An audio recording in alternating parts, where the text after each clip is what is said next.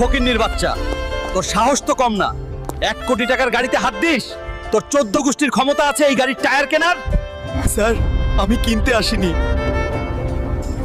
আমার বাবার খুব শখ এই গাড়িটা দেখার। সিকিউরিটি, এই ছোট লোকটাকে ঘাট ধাক্কা দিয়ে বের কর। আর শোন, এর বাপকেও দুটো লাথি দিবি। আমার বাবাকে অপমান, এই অপমানের শোধ আমি নেব ম্যানেজার। আমি ফিরে আসব।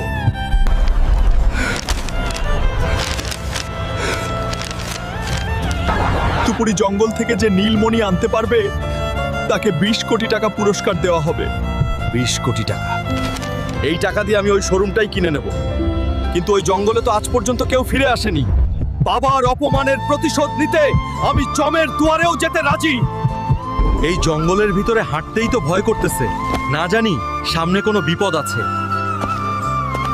আমার মণি নিতে এসেছিস?